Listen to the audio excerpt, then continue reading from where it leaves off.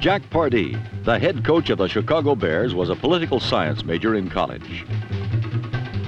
Before the Bears met the favored Redskins, he explained, "Washington always plays steady, conservative, Republican football, and I think we can beat them." Pardee was right. The Bears' defense dominated the game and left Washington's offense as shredded as a Nixon memo.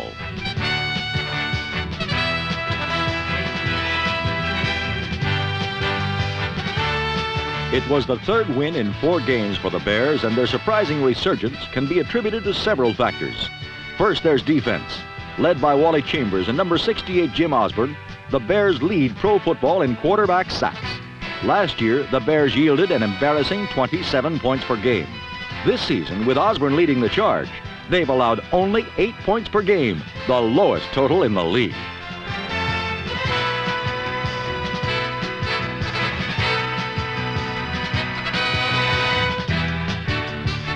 The Bears' offense, a sometime thing a year ago, now boasts the most prolific ground gainer in the NFL, league-leading Walter Payton, number 34.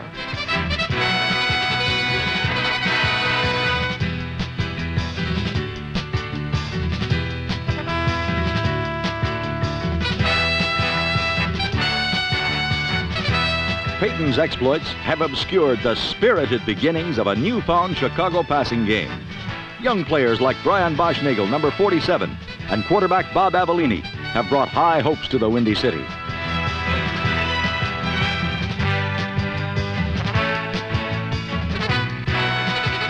But the Cinderella Bears are dancing toward midnight. Jack Pardee's next 4 opponents are the Vikings, Rams, Cowboys, and Raiders. Chuck Fairbanks, the head coach of the NFL's other Cinderella team, the New England Patriots, has already confronted the toughest part of his schedule. Last Sunday, quarterback Steve Grogan led the Patriots to their 3rd consecutive upset victory. This one, a 48-17 shellacking of the previously unbeaten Oakland Raiders.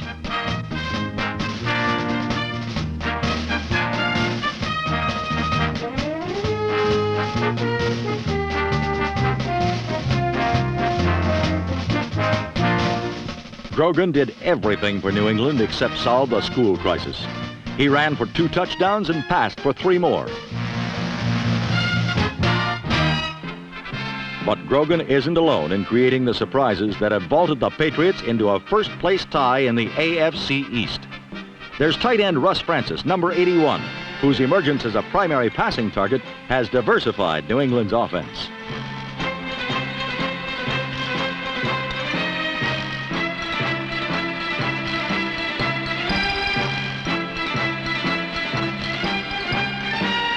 Sam Cunningham, number 39, has been injured the last 2 years, but this season he signed a 3-year, $600,000 contract, and the Patriots are making him earn it, using him frequently as a pass receiver as well as a ball carrier.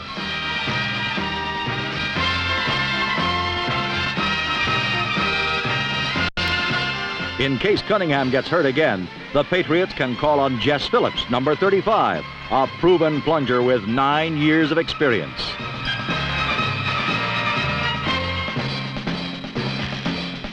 In the New England secondary, where 2 rookies are starters, the steady play of veteran Prentice McRae, number 34, has helped camouflage a potential weakness.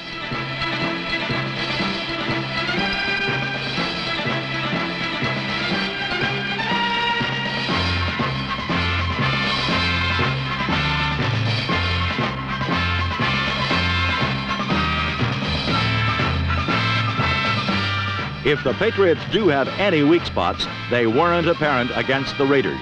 And with the roughest part of their schedule behind them, the Patriots might be strong enough to earn a spot in the playoffs.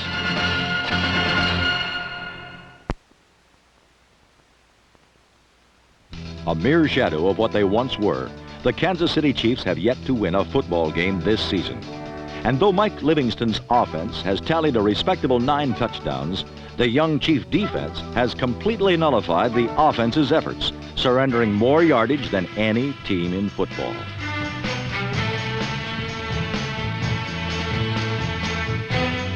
Through 4 games, the Chiefs have allowed an incredible 131 points. Last Sunday in Buffalo's Rich Stadium, Bill quarterback Joe Ferguson and wide receiver Bob Chandler 3 times emptied sustained drives into Kansas City's end zone as Buffalo's versatile offensive machine approached its 1975 form. O.J. Simpson and newly installed fullback Jeff Kinney each contributed 100-plus yards to Buffalo's offensive effort. But despite their offensive firepower, the Bills' inexperienced secondary continues to plague Buffalo's team effort as Kansas City quarterback struck for 321 yards.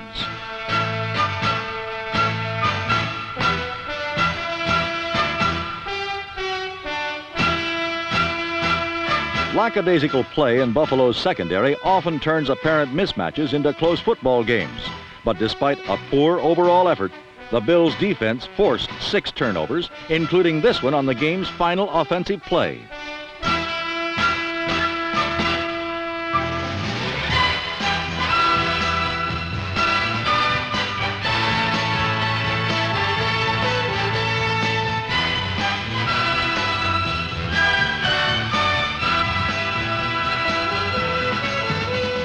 Tony Green traveled the length of the football field and then some, 101 yards, as Buffalo buried the Chiefs 50-17. A rousing victory for the awakening Bills, and indeed, they had earned a well-deserved rest.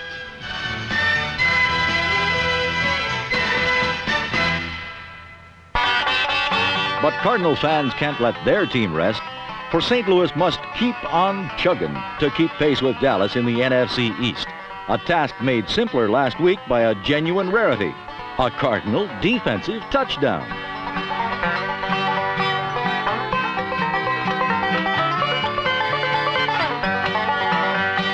Mike Sensabaugh's 35-yard interception return set the tone for the entire afternoon as both teams turned in alert, opportunistic, heads-up defensive play.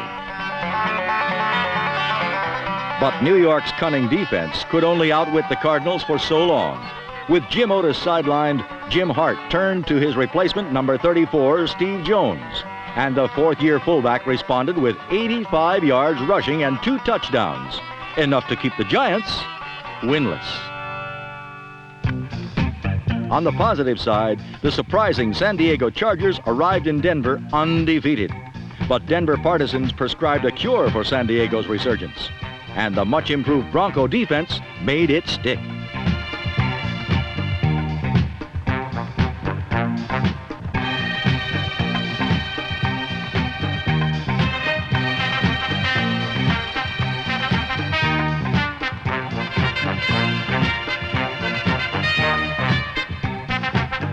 The high-flying Chargers brought the AFC's #1 ranked offense to Mile High Stadium.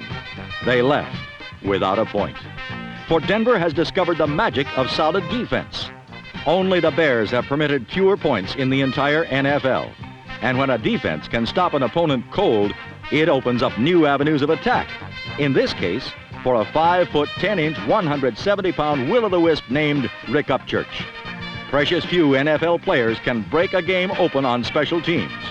Rick Upchurch is one of them.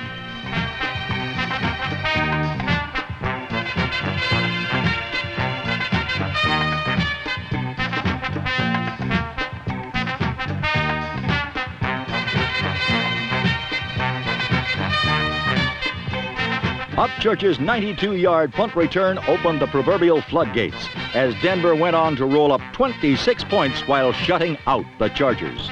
12 of those points came on Jim Turner field goals.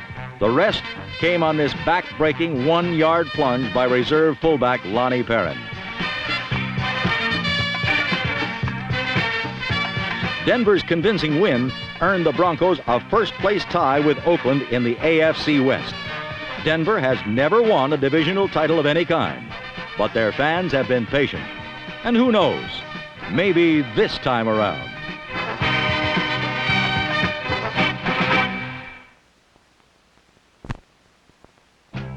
In San Francisco, with a 3-1 record, the 49ers seem to be headed in the right direction.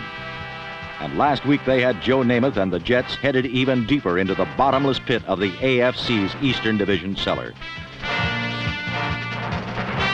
The fumble recovery and score by defensive tackle Cleveland Elam, number 72, capped a 17-6 San Francisco win, but the touchdown was by no means Elam's only contribution of the day. When number 14, Richard Todd, replaced Namath, Elam was all over Todd like a bad case of poison ivy.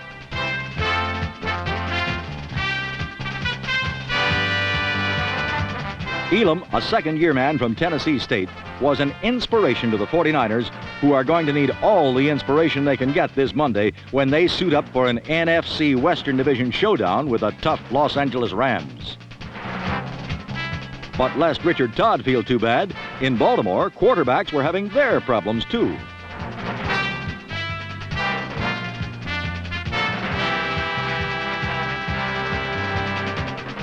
Even the highly praised Burt Jones was not above an untimely slip-up or two.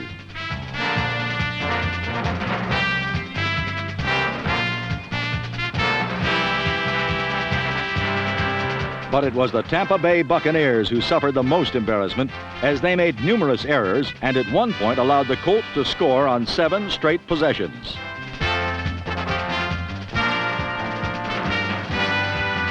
In fact, one of the best plays of the day for the Bucs was made by their fearless phantom tackler, who came cleverly disguised as a field official.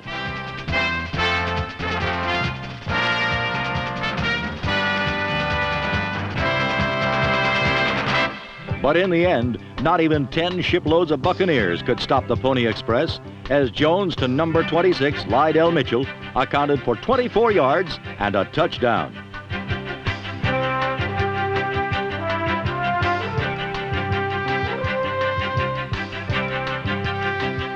And then it was Jones to number 81, Roger Carr, for 48 yards, and a 42-17 victory, which left the 3-1 Colts tied for first with the Patriots in the AFC's Eastern Division.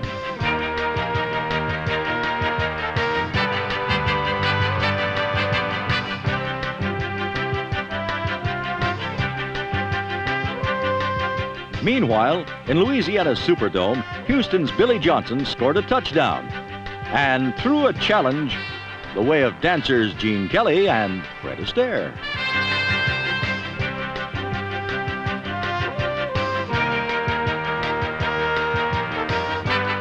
The Oilers were pumping points last Sunday as Ronnie Coleman romped 22 yards for a touchdown.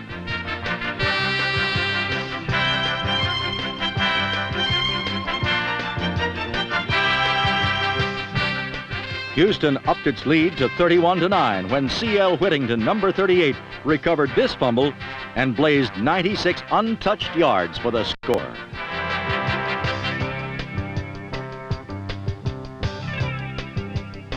The game's fourth quarter got a little hairy as player disputes and fan misbehavior caused some delays. It got even hairier for the Oilers as the Saints staged a comeback on this Bobby Scott to Tinker Owens 60-yard bomb.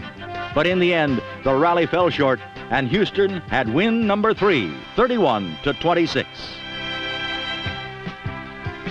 In Cleveland, the Cincinnati Bengals showed studied efficiency as they coolly took the Browns apart under the watchful eye of first-year coach Bill Tiger Johnson, who was watching something special. "I have never seen Ken Anderson sharper," said Johnson of his quarterback last week. Indeed, Anderson connected on 4 scoring passes, this one to Lenville Elliott.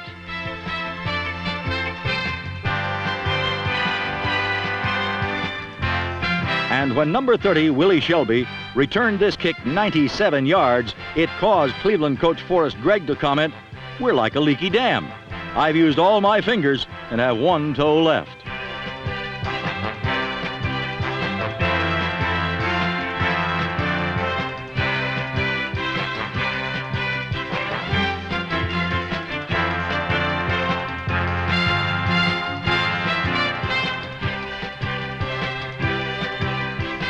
But even the Army Corps of Engineers couldn't have stopped Kenny Anderson last week. His 2 scores to the ever-open Isaac Curtis made it 31-10.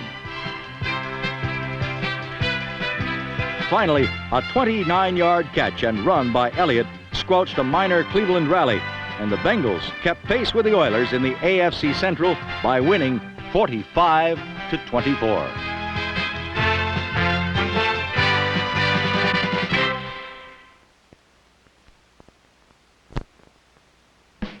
In the Seattle Kingdome, the Dallas Cowboys met an ambush. Seahawk coach Jack Patera was one of the original Cowboys, and quarterback Jim Zorn was cut by the Cowboys just last year. Together, they devised the plan which had Seattle ahead 13-0 in the second quarter. But although the Seahawks were a shocking second in the conference in passing, they were dead last in defense. And accordingly, Roger Staubach was not afraid to fire the Landry shotgun.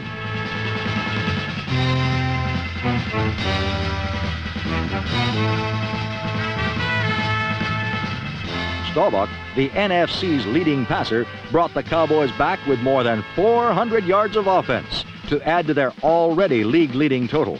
This touchdown by Charles Young gave the Cowboys the lead just before halftime. In the second half, Staubach controlled the game. Stumpy running back Robert Newhouse stumped the Seahawks with 120 yards and this clinching touchdown run as the Cowboys became the only undefeated and untied team in the NFL.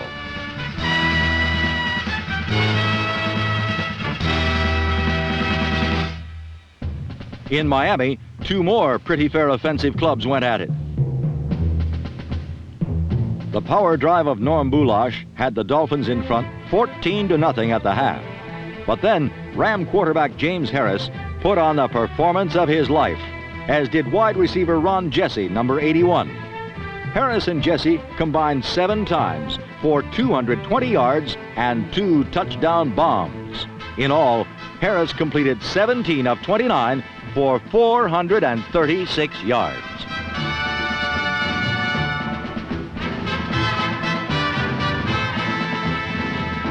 Trailing 28-21 midway in the fourth quarter, Bob Greasy cranked up this beauty to Nat Moore to tie the score.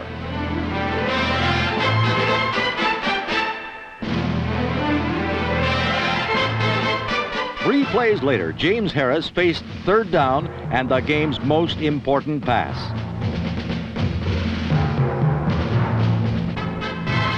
Harold Jackson's clutch reception took the ball within easy field goal range, and Tom Dempsey, who had missed 3 earlier attempts, booted home the winning points for the first-place powerhouse called the Los Angeles Rams.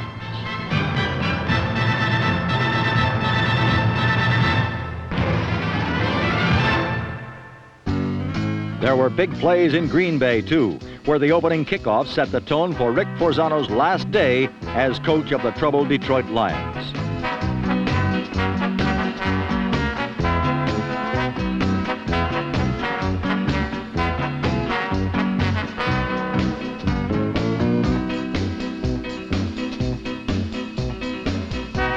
James Hunter yanked Steve Odom down just short of the end zone, but the Packers took it in from there to lead 7-0 after the first 47 seconds of play.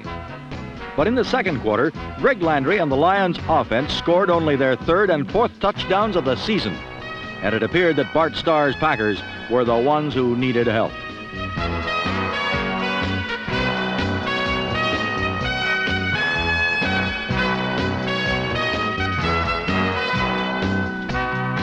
Dexter Bussey scored before losing the ball, but this was just about the last break the Lions got, as 8 times the Packer rush got to Landry, and number 74, Dave Roller, was pretty pleased with it all.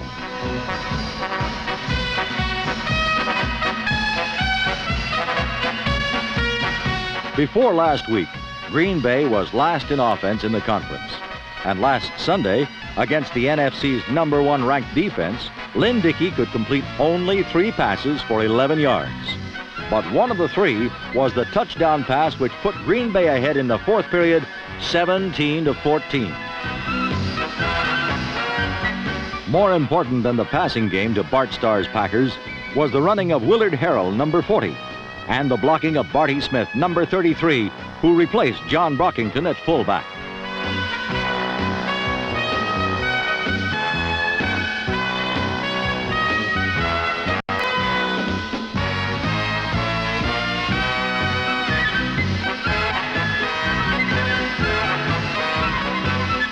5'8" Willard Harrell, the second-year runner from the University of the Pacific, gained 111 yards rushing and also threw the pass which clinched the Packers' first win and Rick Forzano's last loss, 24-14.